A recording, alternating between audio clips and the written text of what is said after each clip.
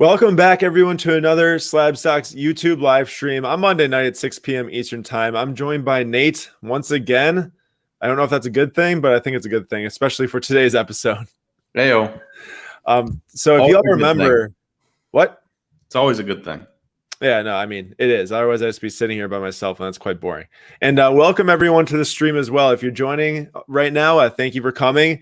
We will be doing a discussion around the sports card market post-summer because, of course, we're in the middle of July, but August is still summer. But really what this is post-national because we did a YouTube live stream, I think it was like 4 months ago now, that was talking about the market up until the national. Now we're going to recap that, look at what we said, and then talk about the market going throughout the rest of the year to see maybe the differences in the seasonality, the different sports, all that type of stuff. So to start, though, before getting into the stream, I want to give a quick shout out to D-Wish Collections. He's a Filipino basketball player on Instagram, a super nice guy. Just, DM me and said how much he loves Nate and I's show and Sam's show and everything. And I just want to give him a shout out because he's a collector that loves LeBron cards, and his favorite cards are his 03 UD MVP rookie PSA 9 of LeBron, and also his Net Marbles LeBron PSA 10. So D-Wish, if you're watching, thank you so much for the support. And I think, Nate, we might be doing that maybe once an episode now, just picking out someone that we talked to throughout the week and giving them a quick shout out at the beginning of the stream. And yeah, so exciting stuff. Really nice to talk to people throughout the industry. So Creed and Ricardo, welcome to the chat. We got some football talk right away. We'll talk enough football today, that's for sure, with the rest of the year because obviously football NFL starts in September. So let's hop in by looking at the video that we did. So we did a 6-month trend, although that in the video we said kind of up until the national. What can we see in the sports card marketplace? And we're going to recap what we talked about. So most in-demand brand. I don't want to spend too much time on this one because this really hasn't changed a whole lot. For basketball and football, I said Prism was select on its heels. Nate said Optic falls to 4th, but I guess Nate really likes those 2017 Optic Hollows for football. Well, it was because everyone puts Prism Silver in their stupid thing when it's a Prism base card. And Hollows from 2016 and 2017 at least. Yeah, and Hollows were significantly cheaper despite the fact that they are a true silver compared to a Prism Silver. And significantly more rare too. Yeah, and so I just felt like they weren't getting their due. Yeah, so the basketball and football stuff, I don't think that's changed too much. It seems to just be kind of the same. But I want to point out Nate here for baseball, and I want to give Nate some props because he said the Bowman Chrome market explodes. Autos, non-autos, papers, inserts. I guess Nate just said everything, so he got lucky here by saying everything because I want to point out specifically the non-auto Bowman Chrome market. The reason why I really bring it up is because Ohtani is just carrying that market just like crazy right now. A refractor at a $499 non-auto PSA 10, I believe, just sold for $3,500. Nate, that card was like $300 before the season. Yeah. So and that doesn't even begin to explain, the cost of colored non-autos of top prospects and stuff that have drastically risen in price. And right. And, that was just like the biggest of the big, but even like, pre-injury, Acuna's non-auto Bowman Chrome refractors and stuff, that stuff exploded and carried and held steady in price compared to the, update base, which makes sense. And even the foils though too and everything. What I saw today? What'd you say? Update base for Juan Soto. Would you like to take a guess at what that's down to? Well, I know how much Acuna sold for last, so I'm gonna say like 125. Yes, $125. Can you believe that? Wow, that's a good guess from me, I guess. But yeah, I mean, what was that, like $300 preseason? Yeah, even a little bit more. Yeah, and Juan Soto is one of those guys that doesn't have the first Bowman, and his auto prices, they haven't dropped like drastically. I don't think they've dropped as drastic as his Topps flagships dropped. Yeah, I mean, that's also because of how many there are that people are selling too. Yeah, I get it. Clearly.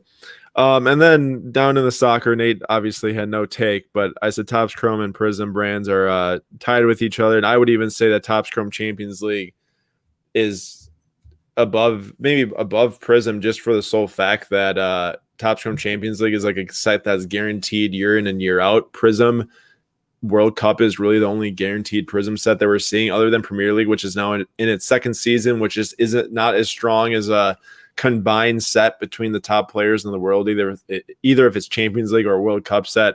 So I think still pretty close there, but Topps Chrome is big time for soccer. That's for sure. And so for my baseball, really quick, I said Topps Chrome non-autos and Bowman Chrome autos. I would say that the Topps Chrome non-autos have done really well. If you look, I mean, this is just picking out specific players, but like Nate and I saw an Orange Wave PSA 10 Vlad non-auto sell for like 4,200, right, Nate? Mm-hmm. That's a wave. I think that the true orange sold for like $900 like last fall or something. A Shohei Ohtani Topps Chrome update rookie debut pink was up to $640 the other day. That stuff is just bonkers. And you already know that there's Topps Chrome normal pinks of Ohtani and Topps Chrome update pitching pinks of Ohtani, like the US, or it was US 1. I don't know what the HMT number is, but it might be 1 also. Either way, just really, really crazy. Also, why is Topps Chrome updates numbering for 2018 HMT? Like, where does the HMT come from? No idea.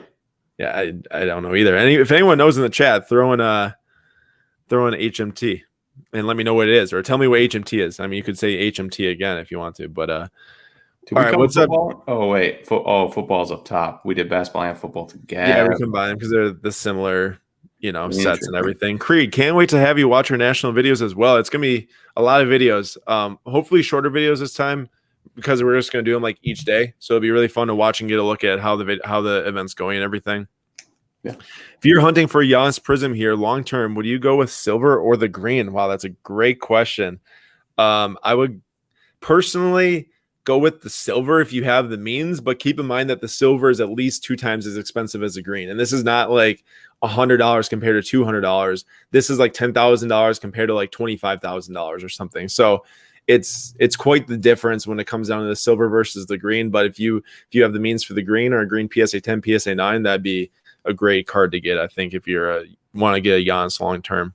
Speaking of Giannis, how nice is it that in the last 2 games, there can't be a single person in this entire world that can complain about Giannis not being able to shoot, or Giannis can't do this, Giannis can't do that, because back-to-back 40-point, 10 rebound.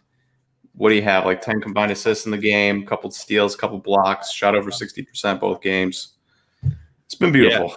Yeah. I was so sick of the negative Bucks energy after the first 2 games, Nate. Like, I can't believe the amount of people that sat there and said that the Suns would sweep in 4 after seeing what happened when the Nets just dominated the first 2 games and the Bucks come back home.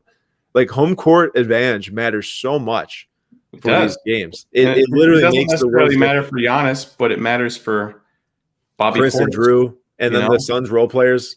Yeah, because for Mikal Bridges. Yeah, Nate, here's the deal, and we don't have to sit here and talk about the Bucks the whole stream, otherwise people might leave. But Booker and Chris Paul could not have played like a better first 2 games. Or Drew Holiday and Chris Middleton could not have played a worse first 2 games. There was something in the middle that would either lead to and if the other 2, obviously the Bucks players played really well, where we would dominate, or it would be a close game. And we were within 6 in game 2 when they just played atrocious on the road. So I mean that now, like you said, I liked when we were building up to the championship team versus like being there, because now we have a lot of hope. And after game 3, I have so much hope. I still think we can win in 6 or 7. Yeah, it's as a lifelong Milwaukee fan. We're not including the Packers here because the Packers obviously have been good our entire lifetimes. But as a lifelong Milwaukee fan, it's a lot easier to be like, sweet, we made the playoffs. That's good enough for me. Because once you start getting expectations, then baseball seasons start being a little bit more miserable. Instead of enjoying the wins and the losses while it's going, it's like I couldn't have cared less how many wins and losses we had this year. It was championship or bust for the Bucks. Yeah. And now that we're in the championship and then you go down 0-2, it's like the most miserable I've ever been as a Bucks fan in my entire life. And we're in the championship. We're in the finals. Yeah. was still pretty confident after game 2. I mean, we got like wrecked by 40 to the Nets, and then came back, and I mean, different series. I know, different players and some injuries and whatnot, but still. Yeah. Anyways, all right, let's move on here. Everyone can keep talking about keep talking about the Bucks series in the chat if you want to. Really quick, Joel asked. Oh wait, that's not what I want to pull up. Yeah, he isn't playing. He didn't have a good game 3. Aaron, quick thing. I saw an interesting stat today, and for everyone else in the chat. So when Giannis and Ayton are on the floor together, Giannis is +3. When Giannis is on the floor and Ayton isn't on, he's like +17. And when Ayton is on the floor and Giannis is not, the Suns are like +21. Which I just thought was interesting, because basically it just goes to show that you need Giannis and Ayton to play the entire game each. And without Ayton, the Suns are a terrible team. Without Giannis, the Bucks are a terrible team. Well, not terrible, but you get my point. Yeah, I get what you're saying. More importantly, how it was such a big deal to get 8 in that fourth foul in the third quarter. It was such a big deal. From Joel here, Aaron, if you had to choose between Bellingham and Makoko, who are you buying? That's a tough choice. We got Niam here. Shout out to my guy, MP Sports Cards and Card Culture on Instagram. He said it has to be Makoko. So I don't know like everything in the world about both these two players, but I know Bellingham's a midfielder. He plays on England's national team in Dortmund. Makoko, obviously, in Dortmund too, also on German's national team. He's younger. He got injured, but I think that he's a goal scorer and striker versus, or at least a winger versus Bellingham, who's more of a midfielder, which might be why Niam said Makoko. I'm not going to make a call on it, though. I'm just not educated enough on those two players. Nate, really quick before we move on, any chance Yelich bounces back to form? Oh, nice. Well, for starters, Yelich has the highest walk rate in baseball. And really? I was going to pull it up real quick so I could actually tell you exactly what the number is, but I don't think we need to know that. Okay, so 19.7%. It's actually dropped a little bit since he was the highest. I don't know if he's still the highest, but a couple weeks ago, he was at like 21%, which was the highest in baseball. The problem is, with all those walks, he's been striking out way more and not getting to as much power. And I wonder if he's trading selectivity and patience for just trying to drive pitches early on in at bats. And so I think there's probably a good middle ground there where maybe he should be trying to drive pitches right away and then, give up 5-6% of walk rate for some isolated power or something like that. But we'll see. But he's been doing fine. I just don't know if he's ever going to bounce back to the Christian Yelich we're used to from past years, or if this is his new norm. I mean, he's still a 400+ on base guy, so I can't complain. Yep.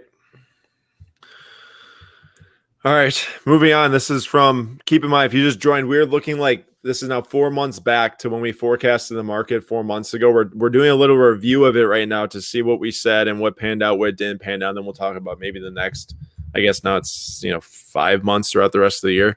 So basketball, I said Kobe and Jason Tatum. Nate said Kobe and LaMelo Ball. I think that most of the basketball market's just down right now to where it's hard to actually see if we were right or wrong when going from like an off season for these two. Although I guess Tatum did get eliminated in the playoffs. He did have some nice games though. But I said Tatis for baseball. Nate said Wander. I think I'm the winner there. Although Wander did get his debut before we did this episode, and he did go up in value. And if Nate was probably not only holding one card, he probably would have recommended to sell at call up, or at least sell some, hold some. True. Football, I had Brady and Herbert. Nate had Burrow. Still yet to be seen, I think. Probably through the national, we'll be able to know who's hotter between Herbert and Burrow, but I'd expect Herbert. But also, I guess some of it's based on cost basis, right? Like, anyone could pick the best player, but he's the most expensive too. And then for soccer, I kind of choked this one. Ronaldo and Marcus Rashford. So Rashford. Marcus Rashford stinks. Yeah. Just chill. Hey, he's a nice guy. He actually penalty kicks or whatever all over the place. What? Missing free penalty? No, free kicks? Yeah, no, PKs. PKs. He did choke his PK, but he did just come off the bench. I don't really want to get into it. That was a really bad end of the game for England. I said Rashford, and he ended up I think that he actually missed a PK as well in the Europa League final after we did this stream, which didn't go well, and then he didn't really play much in the Euro, which didn't really go well. So my Rashford pick was way off. And Ronaldo, I mean, he won the Golden Boot for the tournament, so it's hard not to pick against Ronaldo. Okay, this is the newest trend, which I don't know really what to make of this stuff, because I don't remember at this point if AJ Dillon was into collecting and buying cards at this point when we did this 4 months ago, or at least publicly. But I said collecting players that are buying and selling trading cards publicly. I don't think that I've seen that many new players like come forward publicly since now. So probably yet to be seen on that one, or it's just a bad call from me, one or two. And then Nate said we swing back around to trends that were trends and then fell off. Nate, have we swung back to any trends that were trends but fell off? Occasionally a base card of a guy goes up in price. So I'm gonna count. Eloy Jimenez gets announced that he has a rehab assignment and his base card price is spiked. So I suppose my question is one example and consider it a win. I mean, it can cover more than just base cards, right? I guess it could be like whole set movements. I don't think that we've seen like a full set push for a lot of these things that used to go up, like 2012 Prism or 2016 Optic. It's so I think that we've talked about a lot over the last like 2 months, 3 months in live stream, but so much of the market now is just situational based on player, which is actually how it should be in general. So I think some of that type of stuff, which we can talk about when we talk about what's next, just isn't really there anymore, because when you're not rapidly adding tons of money and tons of people to the market, it all just becomes more, I guess you could just say, difficult and stagnant, to where like you don't get those massive upswings with things that people just start to talk about and then everyone's chasing after it. What's up, Rob? This is the one I kind of want to hit on though, because this is one of the only moments that I had a nice shiny moment here versus what I'm about to show you all, which is just going to be putrid. So I would like to take a little shine for my sour market, which would be high supply PSA 9s and 10s as PSA works through their backlog and people go to sell, which definitely happened. I mean, so much of this stuff has dropped in value that has came back from PSA in the high supply category. Not to say that everything hasn't suppressed a little bit too, even some of the rare stuff has. So it's not like that this was that off or that out there of a take, because I think a lot of people could predict this. And it could create a buying opportunity, which I also think somewhat came true. You see some of those guys like Cam Reddish PSA 10 base cards got down to like $15 to $20 and then go up to 70, like when he's, playing well in the finals or not finals, in the playoffs. Stuff can hit a floor eventually, no matter what it is. Yeah. And then it just starts to go up, no matter if there's 15,000 or 3,000 or 5,000. But guessing the floor is impossible. You're probably not going to see, if you think about baseball, you're probably not going to see $300 Tatis flagships. No, I agree. But that's okay. You don't need to see $300. You can see 50 to 70s just fine, Yeah, and I think it all just depends on what's the floor. But like I said, you can't guess the floor, so how are you supposed to know when to buy? It's a difficult task. But my point is that it reaches it eventually, and then once it kind of stabilizes and said player goes off, then that's your opportunity to sell, like Cam Reddish or Cameron Johnson after the last few games. And sorry, PJ Tucker, I really wish that it was reversed, so you didn't have to live with getting just dunked on for points. But wow, he just got destroyed last night. Cam. I mean, credit to him, because I don't know how many people would have walked in there against the guys just storming down the lane like that, but that's nice. Also, Nate, did you know that Cameron Johnson is 25 years old? Really? I swear he was like 21. Yeah, 25. Nate said too many. He was old when he was drafted, though. I mean, I know friends drafted him in the first round, and I know people are like, yeah, like, what are you doing? I remember that too. But I like thought that people are like, what are you doing as a young guy that barely plays? This is why I thought that. Nate said too many young baseball players prices have shot up. Soto, Franco, Tatis, Eloy, Witt, Mitchell, which he was not wrong about. It's going to be an absolute roller coaster with impatient people losing loads of money. I think that, Nate, how many players would you say panned out well for people from the beginning, like preseason until now? Granted, we're not talking about like, an unknown Bowman Chrome prospect that like goes up by like $20. Well, yeah. You were not talking a $20 Bowman Chrome guy that goes up to 40. Yeah. Like how many players that people are preseason investing in, I'd say in maybe the MLB market to make it easier, Vlad have actually panned Notani, out. What? Vlad Notani, Ronald Acuna, I I was gonna say guess. But you Acuna would have probably lost did well. money on Soto, and now Acuna's out for the year. Yeah. You would have lost money on Soto. You would have you could have potentially gained money on Franco, but then if you didn't sell within that like 5-day window, you would have lost money. Yeah. Would have lost money on Tatis despite him playing really well. Well, I think Tatis gained some value at some point, right? Like if you would have sold it. I'm thinking base cards here. Mm.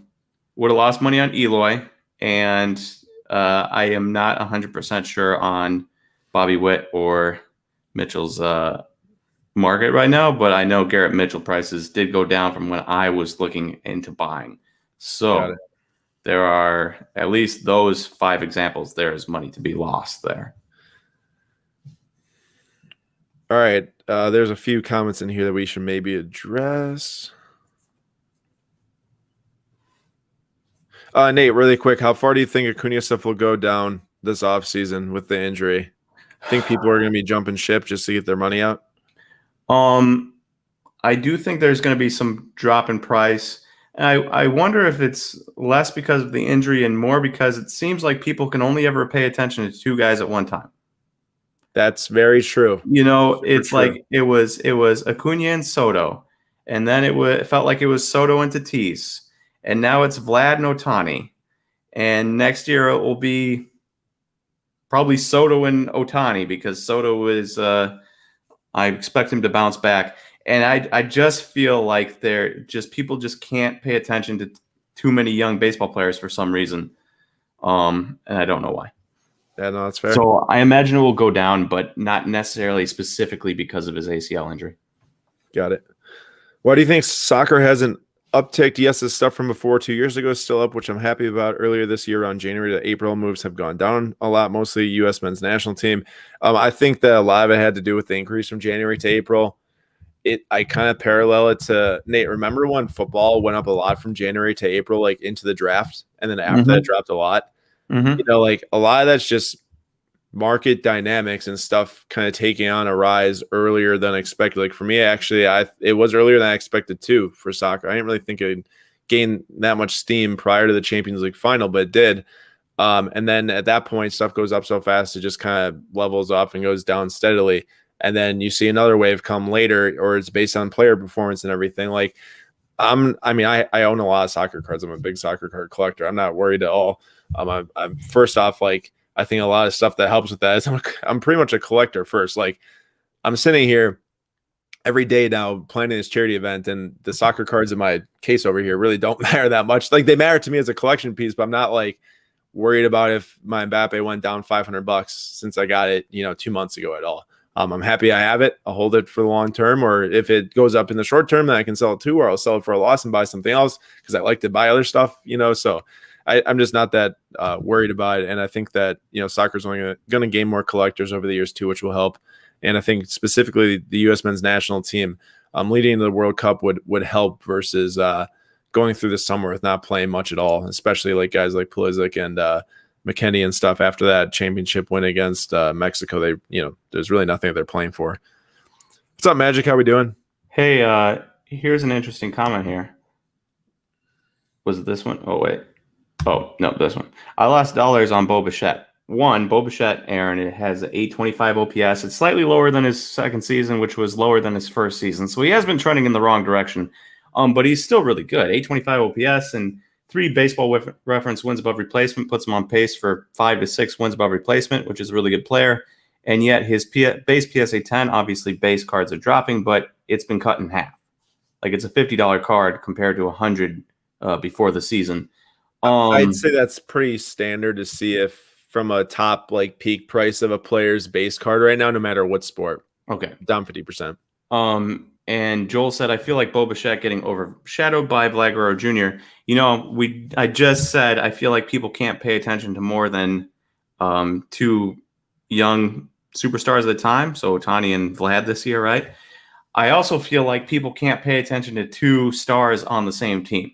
So you look at Juan Soto and Trey Turner. Trey Turner is amazing. He should be higher priced, but he isn't. Cody Bellinger and Corey Seager last year. Vlad obviously, and Bo Bichette. And so I feel that way. I don't know if that's actually accurate or if I just imagine it. But it will be really interesting to see what happens when Trout comes back, because they're on the same team. They're 1 and 2 and the best players in baseball, Trout and Ohtani. And so I wonder what will happen to Ohtani or Trout's prices depending on which one of them is hot at the moment. And I've been reading the comments, so I unfortunately don't have a response to that because I was trying to figure out what I'm going to answer next. Okay. Well, we should probably go back to our. No, we should. But Chris called me out by name, so how can I ignore it? Aaron, what are your thoughts on Serginho Dest? Collect him for a PC being a Barca fan and on the U.S. men's national team. Do you think wingers get love in the hobby? Well, I hope that wingers continue to get love in the hobby because Mason Mount's a winger, and I have plenty of Mason Mount cards. I mean, Messi's a winger too, right? He's not a striker like Ronaldo, or at least Ronaldo. I suppose he's playing wing sometimes too for Portugal in the Euro. But like Benzema, striker and everything. I mean, Mbappe is a winger, but isn't Serginho Dest isn't he like a left back winger? So like a little different, plays back further and everything. I don't have too many thoughts, honestly, Chris. I wish I did. I like him though. I mean, how can you beat starting for Barcelona and also playing the U.S. men's national team? Like, it seems like a great combination to me. I'm just going to answer this real quick. Okay. And then we'll go. But some dudes that popped very hard were in the middle. Who were in the middle of the pack. Kyle Schwarber, for example, even on the same team with Trey and Soto.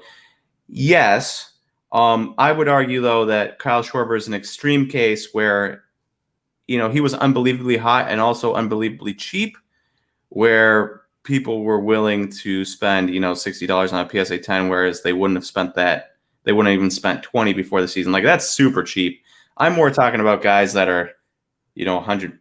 Yeah, and let's also think too. I mean, Schwarber's a classic case of like an undergraded card. Undergraded meaning like how many people were trying to grade Kyle Schwarber cards over the past like 4 years. So like there's a vast shortage of PSA graded cards compared to the print run of those certain cards for a guy like Kyle Schwarber, to where they're easier to go up in price quicker versus a Bo Bichette that needs a lot to tick up that price. But to be fair, there are a lot of guys in baseball that you can buy really cheap and wait for that hot week or hot spring training week or hot, 3 games, or even or you could wait for a 2 home run game from a dude you buy a dollar foil and wait for a 2 home run game and sell it for $3. You can do that all the time with guys like this. And so there is, even if you can't put your money into the Tatis Vlads of the world, you can still put your money into guys that are going to get playing time and have the potential to do something special. Of course, nobody would have expected 16 home runs in 18 games like Kyle Schwarber did. Nate, how happy does this comment make you about Gleyber has tanked all season long after like the last 3 years people have ripped you for not hating on Gleyber Torres? Aaron, I would never take joy in somebody playing poorly.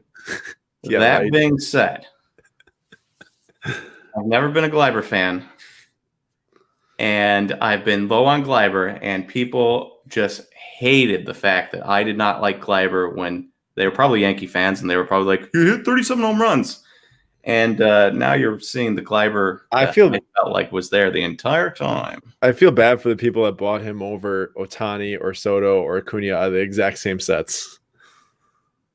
Oof. Baseball Brownie, what's up, guys? Great channel. Thanks for answering his questions, of course. Absolutely. All right, let's hop on to the next segment here.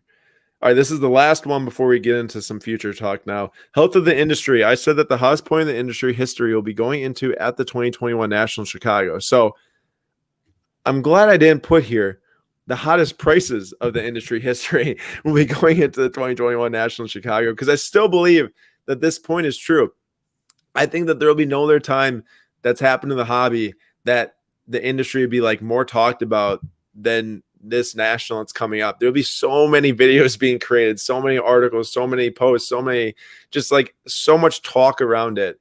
Now, you can maybe argue like when COVID hit, and tons of people were like, oh man, this is going to be a big thing and stuff. Like, yeah, it's talked about a lot then, but like this seems to be a really, really great place for the industry right now, to where tons of people are going to come together and buy, sell, and trade cards.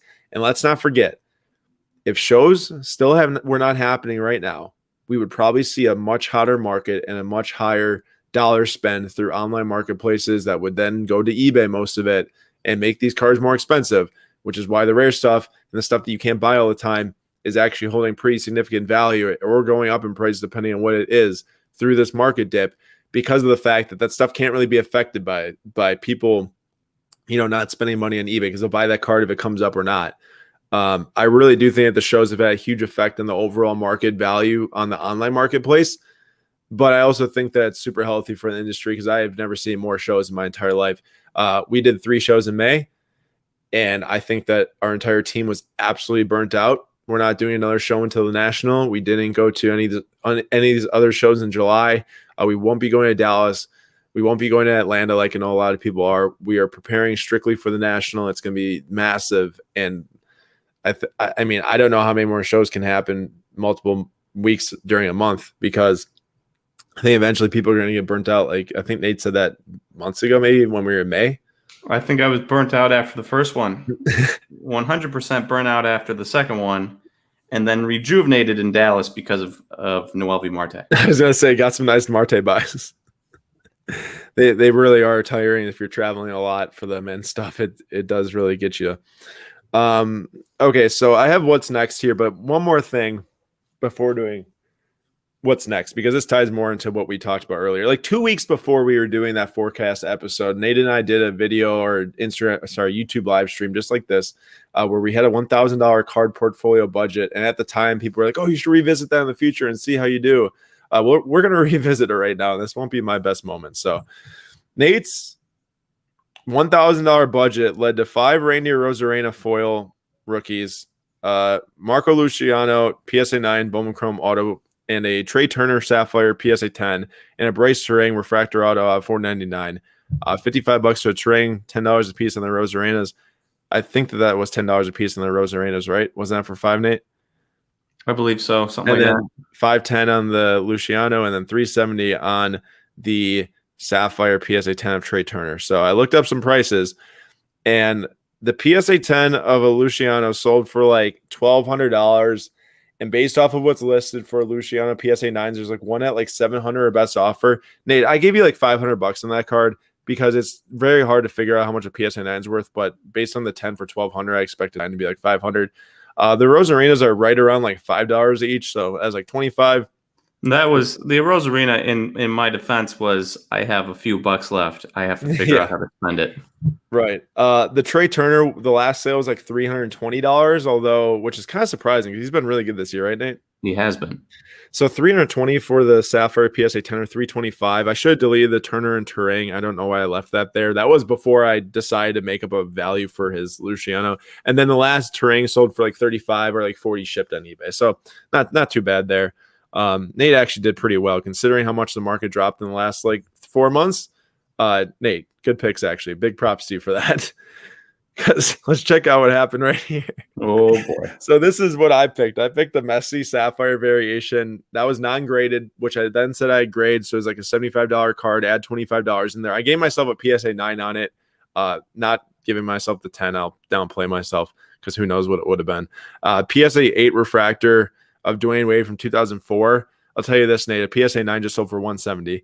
So a select Zion silver PSA 9 and a Ansu Fati refractor PSA 9, which since then Fati had like 2 more knee surgeries, and Zion and select cards just haven't trended well. So that's what I'm looking at. Ooh. $455 on the $1,000 spend. Oh, it was not good. I'm really glad I didn't buy these 4 cards. I'll tell you that much. At least it was a mock exercise. Instead, I probably spent like $1,000 on Mason Mount cards or something. Funny stuff. Hopefully, if anyone bought the exact 4 cards I showed on the screen, I do apologize. But that was for myself, so I wasn't trying to buy anyone else's portfolio. That was if I were to buy it. You know, for mine, I feel pretty good. Randy Rosarena, Bryce Terang has been basically as good as I expected. I was hoping for a little bit more power. It has not shown up. That was the gamble. The gamble was he finds some more power, and you sit on a $20 base or a $55 refractor, and it turns into a $40 base or a $100 refractor. Didn't happen. $15 loss isn't even that bad compared to some of mine.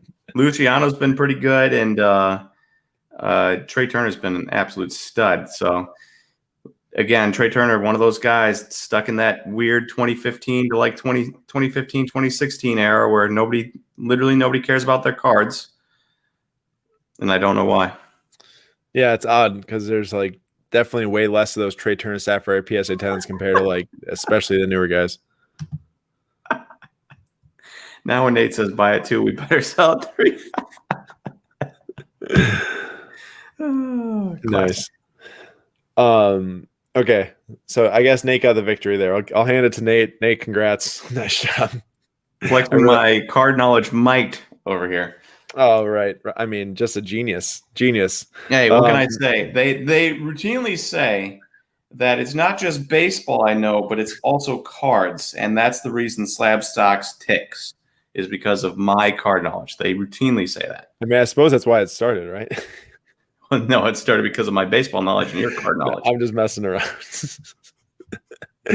Midwest Ripper, congrats, Nate. Congrats, Nate, on picking a portfolio that only lost $85. Hey, so you said that we win like Mason Mount, Pad Pardasha, Top Score Sapphire or something if I win? Yeah, I mean, you might as well drive down and swing and pick it up right now. I'll give it to you. Sweet. Okay. Yeah, I mean, baseball definitely withstood the ground better than soccer and basketball did since that episode. And also, Nate picked the right guys too. If Nate came out with like Soto and Bo Bichette, that thing would have been cut in half, no doubt. Was there anybody you could have picked realistically, for that high of a price that wouldn't have lost you money? Me or just in general? Just you, like, if you substituted Zion for Luka or Giannis or LeBron or any of those guys. Giannis would have held decent if I picked the right card.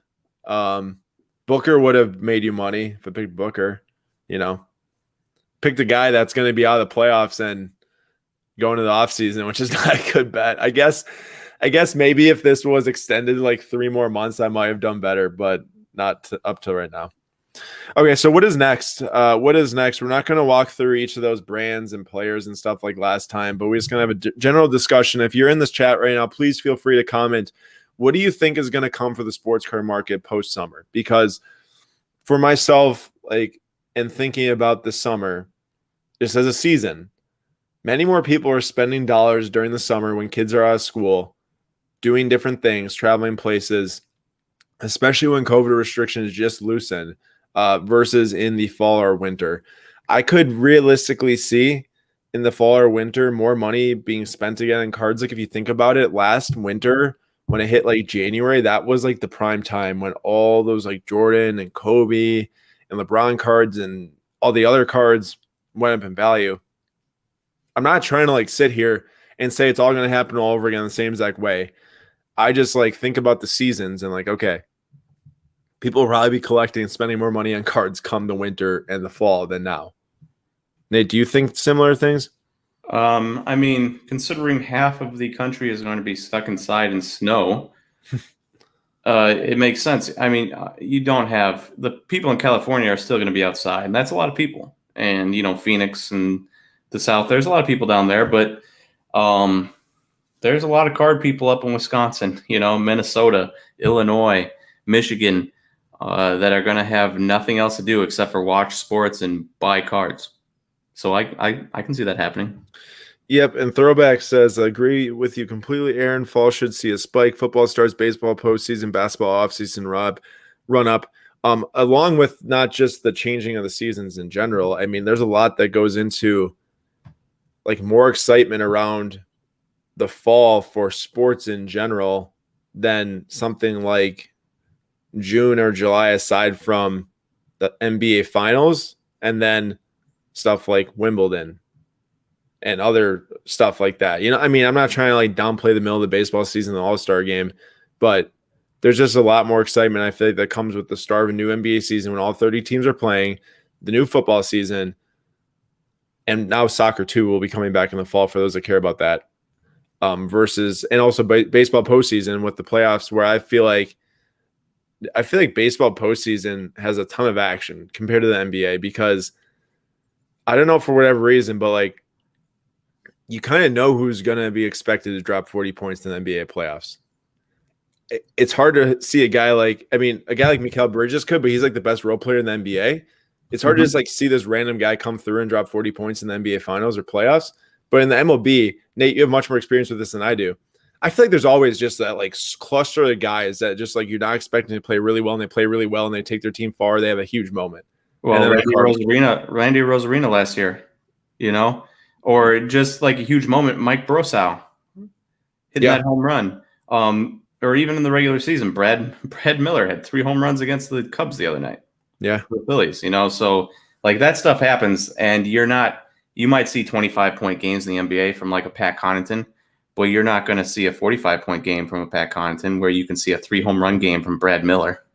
Right. And I should take a step back here. Terrence Mann did actually have a 40-point game, so that was the perfect guy to call out card guy Cody. It did take some injury luck, you're right, with Kawhi not playing and all the shots going to make it happen, but it did happen. And then we got some Midwest folks getting on Nate here. You forgot Indiana, and you also forgot Iowa, Nate. I would just like to say that I wasn't trying to name the whole Midwest, but I guess considering the Midwest is kind of I don't think people consider the Dakotas in the Midwest, and they don't consider Missouri in the Midwest, and I don't think they consider Ohio in the Midwest. It is really just Minnesota, Wisconsin, Iowa, Michigan, Indiana, Illinois. I'm pretty sure that's what people consider the Midwest. Bro, who taught you in school? I think that the Dakotas are in the Midwest. I don't think so. I think they're with Montana. No. Yeah. No. That's like Idaho and Montana and Wyoming. They're their own thing over there. And Dakotas are way closer to like, especially the cities that are on the border closer to Minnesota, like that make up like 99% of the population probably in the States. Okay. We'll take South Dakota. They can have North Dakota. I would also, Missouri is always a weird one. Like I feel like some people consider it Midwest, and some people Midwest. I refuse to accept St. Louis as a Midwestern state. They are a Great Plains state, and they can stay there. That's fair enough. Fair enough, and definitely, I'll agree with Nate. Like Illinois, Minnesota, and Wisconsin, I feel like are the. If you are doing the Midwest like I'm doing, I was like, I'm not going to try to name every Midwest state, but then I realized that all I did was inadvertently dismiss 2 Midwest states out of all of them, Indiana and Iowa. Yeah. Did I say St. Louis or? No, I said I'm not going to include St. Louis because I didn't want to include Missouri. Oh. St. Louis is in Missouri, and I have no desire to have St. Louis anywhere close to the Midwest. So all of Missouri has to be out of the Midwest. What I'm reading right now is that Joshua is saying that Nate said here on Slabstox Live Stream that St. Louis is a state and not a city. That is what you're reading. Nick says geography and card lessons only at Slabstox. Yep, we touch on it all. I think so. For Dwayne, we saw Eloy. Nate talked about buying him on the injury like months back. Why would Acuna not fall into the same thing if really? ACL injury. Nate, what's the difference you think for baseball wise, ACL versus a pec injury? Like which one would maybe be worse? But both these should be fully recoverable for their age and everything. So I don't see why one would be worse than the other. Well, the ACL will take a longer timetable, but yeah, they're so good at repairing ACLs nowadays. There's like no concern he's going to be any worse. Yeah. The pec, I don't know, but it's a shorter timetable recovery wise. The thing about this is like Eloy is a really good player, but hadn't established himself as a top player in the game yet. Likewise, Luis Robert, like Ronald Acuna has. So I wonder if that will have some effect on the market where, yes, he is injured, but everyone knows Ronald Acuna. Everyone knows what Ronald Acuna is going to do when he comes back. So it's not like it's not Eloy, right? Where if you don't see Eloy's name for a while, you kind of forget about him. You're not going to forget about Ronald Acuna. That is facts. That is facts. Have people forgotten about Luis Robert, Nate? Because I sure have. I don't think about him very often. So I would imagine everyone else also doesn't think about him very often. Considering you probably think about baseball more than other people. Okay, what's next? Continuing on this topic, I want to hammer this point home like one more time and probably each week after this is that I think we have worked past the days of random stuff going up in price for random reasons, which I don't think that's a bad thing too. I want to make that clear. And I know we talk about it each week. Depending on how cheap it is or how expensive it is. Because you can still get, dollar foils Nate, dude hits 2 home runs and you can sell him for 4. Bro, I'm saying like that's what it should be. I'm saying like I think we're gone with the days of like random sets that like quad X in I see, I price see, I see, I over see. like 2 weeks. Like I could see a couple of really niche things start to get hot because there's not that much action in the market and it's so cheap, and then a lot of people come in and spend a lot of money and it goes up in price. Like sure, but how many times can you go where the entire market for this specific thing increases just because of the time of the year? That's not to say that you shouldn't be, buying the seasonality trends, because it has proven correct time and time again. Even when people are expecting it, people are expecting the baseball season to come, but prices still went up, with the season coming. I just would, it'd be hard for me to sit here and talk to people as if everything's just going to randomly go up in price at some point. I think everything comes down to like research, even more so than ever, and then making a play off of something that you believe in, like a player, a sport, which you still have to pick the right player in, because I just don't foresee over the past or over the next year a random huge spike in prices. Although it could happen, I'm not going to say it's not, but like I think making a purchase based on a player that you believe in, or maybe it's even a long-term pick, like a vintage card, because those things are supposed to be building value year over year, but not going up like 5 times in price like they did over the last year and stuff. That's just my thoughts, and I don't know. I probably didn't package my thoughts to the best that I could have there, but the market has got way more people in it than it ever did 3 years ago. Way more people in it than it did 3 years ago. And I think that the tendencies are going to be similar to what it was 3 years ago, because the reason why the market was what it was 3 years ago is because there wasn't this random multiplying of people in the hobby because they just find out about it. They just want to get back in. COVID, free money from stimulus checks, all this other stuff adding into it. But it didn't mean that sports cards weren't a thing or people didn't love them. Now there's even more people who love them. There's even more businesses that were created that's going to drive the market forward. Everything just kind of molds over time. And I think that's what our point is over the last 2 years, that you can't predict what tomorrow is going to bring in the market ever.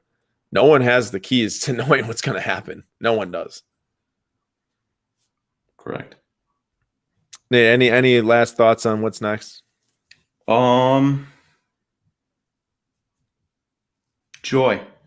I think Nice. everyone's going to enjoy the hobby again, as opposed to cramming for. I mean, a lot of people didn't, but there's a number of people that were just here for dollars and dollars only. And I think a lot of people that are left have found joy in holding cards. And, you can sell that Wander Franco for whatever, or you can sell that Shohei Ohtani for whatever, but you like the card, so you keep it. You don't care if you can get $1,000 for it. Yeah. Because it brings a little bit of happiness. And I think that's what's next. I think another really important thing is that not everyone has to be outwardly communicative on like social media platforms and stuff, because I know it's not for everyone, but I would imagine people that make friendships through the hobby and can lean on people through the hobby. I can't tell you the amount of people I've met in the industry I talk to on a daily basis that are true friends of mine now that I never knew before cards. I think that the more you can do stuff like that, the more rewarding you find the industry, no matter if you're selling 10 cards in a week, $10,000 cards in a week, $50 cards, in 1 week worth of cards combined. And that's what matters to me. It's like, I haven't sold a card in a while now, but I talk to these people every day and it's always fulfilling. It's always fun. It's always a new thing, new day. I think that's the best part, is there's always something new to do too. And I guess that this is something to point out, is that we probably have already seen this. So Sharpshooter said, "I love making money, but once the money goes away, so do I." That might be what some of the point is that there are people that do leave once the money is not there, because that's the only reason why they're here in the first place. I'm not trying to single out Sharpshooter, but the comment was made, so I think it's valid to bring it up. Yeah, and let me reiterate, because I probably made it seem like that's a bad thing. There's nothing wrong with hustling in life and making the money you can make, and trying to retire before the age of like 80. There's nothing wrong with that. But I think for a lot of us that were in cards at the age of like 6 and then got back into cards at the age of like 18 or whatever I did. It wasn't about making money when I was 6. And while it was a little bit more about making money when I was 18, there's cards I have now that I could have sold for significantly more than I could have, or than I can now. And I'm still not selling because I just like the card, you know? And so there's nothing wrong with both ways. Magic said, I agree, Aaron. I'm at a point where if everything drops in price, I'll still be happy with what I got. And I feel the same way. I mean, sure, over the last 2 months, my soccer cards have no question lost value. I bought a couple of Mbappe's for around $2,000. They're now worth around $1,000, probably, 50% drop type of thing. My daily life has not been affected by it. And I know that some people it would maybe be affected by, but I'm not like, super loaded to a point where like it shouldn't affect me. It's just like I find happiness with knowing I have the card, and there's always more money that can be made just through, working hard every day in the future and everything like that. Like it's just not the be all end all, I suppose, is what I'm trying to say. Interesting. Global sports car investor. Sorry, I'm late. Just doing morning school drop off. Bloody time difference. Not only is there a time difference, but because he's in the southern hemisphere, I'm sure it's like, winter time there and they have school as opposed to summertime here where we don't have school. I've never really thought about that. That is, yeah, I just realized that too. Strange. Considering I've only been to Europe, that operates on similar things other than the time difference. Like I haven't realized, I never thought of that. Okay, so we just talked about that. Chicago, July 20th, August 1st. We mentioned a couple times throughout this. If you don't know, or if you do know, either way, the National is happening in Chicago, really in Rosemont at the Donald Stevenson Convention Center, July 28th, August 1st. We'll be at booth 695, which, Nate, where is booth number 695? In the corner. It's in the corner. So here we are. Here's Topps. Topps is booth 676 next to Beckett 670. You just keep walking to your right all the way to the side wall, and there we are with that red circle. It'll be a party. It'll be fun. I'm really excited. I hope to meet all of you here. Over here? What do you say? He's 479. If you just keep going up, we'll find 479. Rob says he's at 479. I know you can't go up. As I say, this is a screenshot, so I can't find it, but potentially then. That's cool, Rob. I mean, it goes to 579, right? So educated guess there. Hey, Tom, this is not a bad problem to have. I've come and gone many times in many things I like collecting wise, but I come back to what I truly enjoy. I struggle to sell and need to get better at selling is my problem, not the collecting. Well, I'll tell you what, the thing about this is that me reading this, it shows me that you'll be happy no matter what with collecting and with being in cards, no matter if you're selling, no matter if you're not. So that's a good thing to read. Go ahead, Nate. Tom, I also struggled with selling forever. Because you're lazy or because you won the card? Because I was lazy. But like Aaron would be like, you still have that card? You still have that card? Because I would buy boxes of cards, I get cards, and then I would never sell them. Ever. For years. I would never sell them. And now I've just recently started to just like try to get 5 cards up a week. And if they sit on eBay, they sit on eBay. But at least they're sitting on eBay with the potential of selling as opposed to sitting in a box where I'm not looking at them. Yeah, when nothing happens with it. Oops. That is a great location. Red carpet and good lighting in that area. That is true. Red carpet, good lighting, lots of space around the booth. It's a great location. I believe that some of these cards have already been max produced. Some of these new sets that are coming out are definitely hitting that max production area.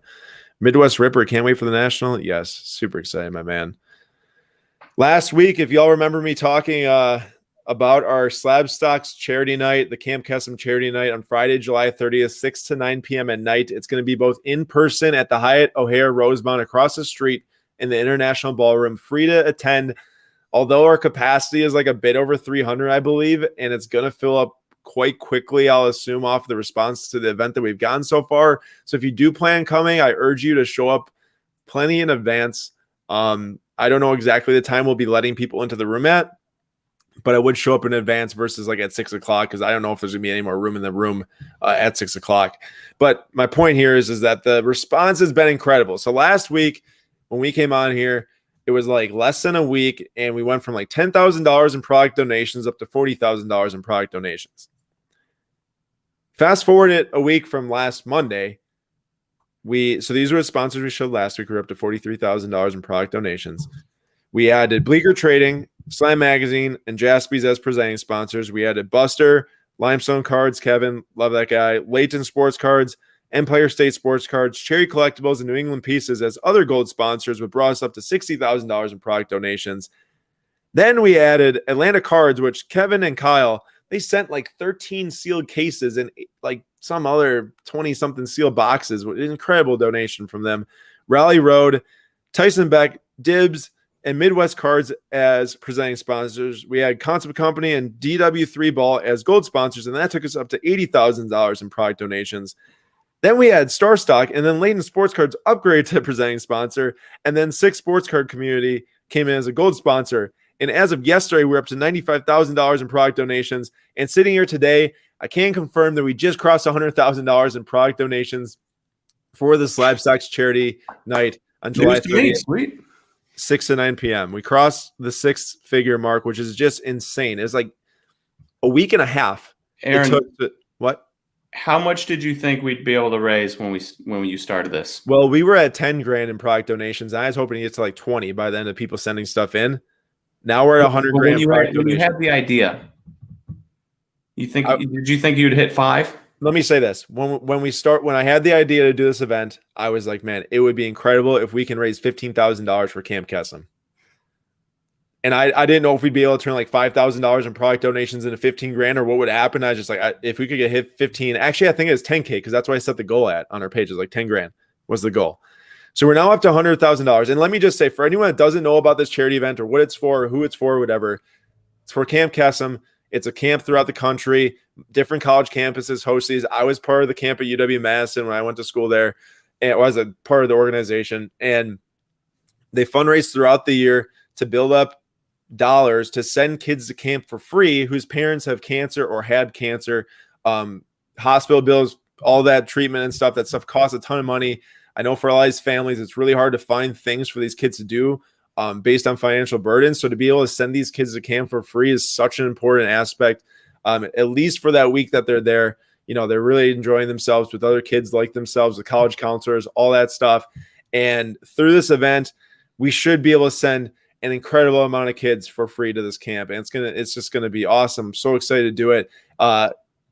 We were able to come up with the idea and to kick it off, but I cannot thank the sponsors that we just read through enough for what has changed into this now, this massive charity night, which, I hope goes down as one of the biggest in-person charity nights that's ever happened in the sports card industry.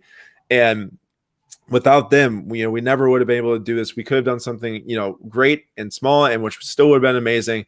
But to potentially go out there now and fundraise $100,000 for a charity like Camp Kesem is just ridiculously amazing. I'm so thankful for everyone that's been involved. So thankful for everyone that's, sent anything to us that's not even a sponsor. I know some people, I got a card from a guy named Matt today, a Luis Suarez pink numbered out of 19, probably worth like $30 to $50. It's going to be one at the event as well. And we're going to be releasing information very soon here on how you all can get in on the charity night to buy these product donations. There's like really good stuff here. Like there's going to be really, really good boxes. Some nice slabs are going through here. We're going to have a couple different ways that the fundraising is going to be done. And I mark my words, we will be releasing information soon. We're just kind of crossing the T's, dotting the I's in the last bit of information here to make sure we're doing it correctly.